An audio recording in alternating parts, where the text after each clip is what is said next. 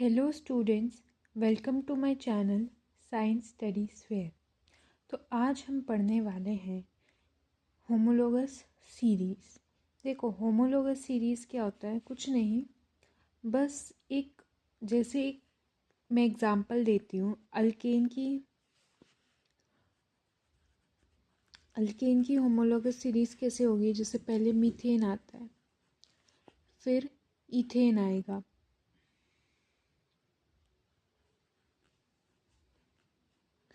फिर प्रोपेन आएगा एंड ऐसे ही आगे ब्यूटेन आएगा। अब आप देखो, ये जो इन दोनों में कितना डिफरेंस है, कितने एटम्स का डिफरेंस है। तो एक कार्बन एटम का डिफरेंस है और दो हाइड्रोजन एटम्स का डिफरेंस है, राइट। तो ये दोनों डिफर कर रहे हैं CH2 से। ऐसे ही इन दोनों में देखो, इनमें कितने कार्बन एटम्स और कितने हाइड्रोजन एटम्स का डिफरेंस है। तो इनमें भी आप देखोगे एक कार्बन एटम और दो हाइड्रोजन एटम्स का डिफरेंस है। सेम यहाँ पे भी ऐसे ही है। तो होमोलोगस सीरीज़ बेसिकली एक सीरीज़ है कार्बन कंपाउंड्स की, जिसमें जो कार्बन कंपाउंड्स होते हैं ना, सक्सेसिव कार्बन कंपाउंड्स, वो एक दूसरे से कुछ एटम्स से डिफ़र करते हैं। ठीक है, जैसे यहाँ ये एक कार्बन एटम और दो हाइड्रोजन एटम से डिफ़र कर रहे हैं ना, CH2 से डिफ़र कर रहे हैं। Same here and same here. ऐसे ही आपको अल्कीन और अल्काइन में भी जो है ऐसा ही आपको डिफरेंस देखने को मिलेगा। ठीक है, तो such a series of compounds in which the same functional group substitutes for hydrogen in a carbon chain is called homologous series। देखो, इस सीरीज़ में तो कोई फंक्शनल ग्रुप नहीं है, पर ऐसे ही मैं आपको अल्कोहल की जो है होमोलोगस सीरीज़ बताऊं तो एक तो होगा CH3OH, है ना। नेक्स्ट होगा C2H5OH। नेक्स्ट होगा C3H7OH। देखो कितने का डिफरेंस आ रहा है, यहाँ पे आ रहा है एक कार्बन एटम और दो हाइड्रोजन एटम्स का डिफरेंस आ रहा है, CH2 का डिफरेंस आ रहा है। सेम यहाँ पे भी एक कार्बन एटम और दो हाइड्रोजन एटम्स का डिफरेंस आ रहा है ना। तो ये एक ऐसी होमोलोगस सीरीज़ है किसकी? अल्कोहल फंक्शनल ग्रुप की होमोलोगस सीरीज़ है, जिसमें जो सक्सेसिव कार्बन कंपाउंड्स हैं, जो सक्सेसिव अल्कोहल्स है, वो एक दूसरे से CH2 से डिफ़र कर रहे हैं। ठीक है, अब अगर हम मास वाइज देखें तो देखो, एक कार्बन एटम का मास होगा 12U, एक हाइड्रोजन एटम का मास होगा 1U। तो टोटल CH2 का मास क्या होगा? एक कार्बन एटम का मास 12 प्लस दो हाइड्रोजन एटम्स का मास, यानी एक का अगर 1 है तो दो हाइड्रोजन एटम्स का मास क्या हो जाएगा? 2। और ये एटॉमिक मास यूनिट क्या होती है? U। तो 12 + 2 14 AMU या फिर 14U। तो होमोलोगस सीरीज़ एक ऐसी सीरीज़ ऑफ कंपाउंड्स है जिसमें जो कंपाउंड्स है वो एक दूसरे से डिफ़र कर रहे हैं कुछ ना कुछ एटम्स में, या किसी ना किसी मास की फॉर्म में एक दूसरे से डिफ़र कर रहे हैं, उतना उनमें डिफरेंस आ रहा है। अगर आप नॉर्मल अल्कीन्स अल्काइंस या फिर ये नॉर्मल सक्सेसिव अल्कोहल वाले फंक्शनल ग्रुप्स लगा दोगे, ठीक है, और ऐसे कंपाउंड्स बनाओगे, तो आपको CH2 का जो है डिफरेंस देखने को मिलेगा। ठीक है, तो यही है होमोलोगस सीरीज़।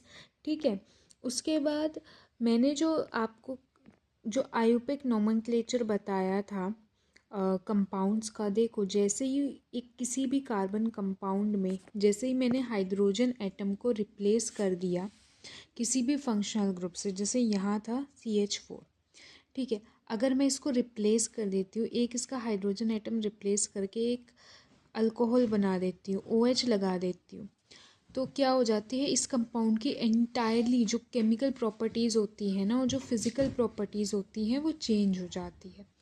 तो फंक्शनल ग्रुप्स ऐड करने से या हटाने से एक नया कंपाउंड जनरेट होता है, वो different physical and chemical properties.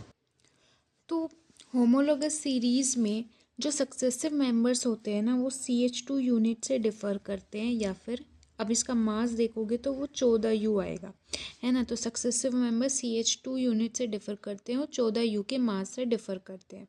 अब जो होमोलोगस सीरीज़ के मेंबर्स होते हैं, जैसे जैसे आप आगे बढ़ते जाओगे, जैसे यहाँ पे CH3OH, फिर C2H5OH, फिर C3H7OH, जो जैसे जैसे आप आगे जाते जाओगे ना, तो मॉलिक्यूलर मास जो है बढ़ता जाएगा कंपाउंड्स का।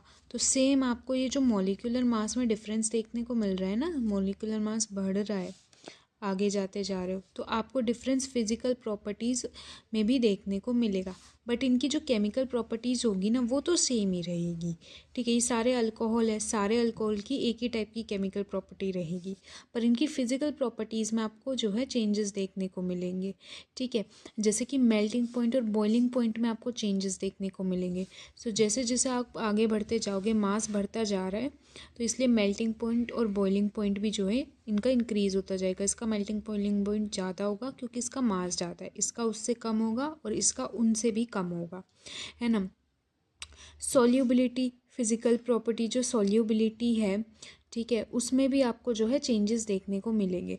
सो होमोलोगस सीरीज़ के जो कंपाउंड्स हैं ना, उनकी केमिकल प्रॉपर्टीज़ में कोई डिफरेंस नहीं है, बिकॉज फंक्शनल ग्रुप सेम है। देखो ये मैंने फंक्शनल ग्रुप वाली होमोलोगस सीरीज़ बनाई है, ऐसे आप नॉर्मल अल्केन की होमोलोगस सीरीज़ बना सकते हो, है ना।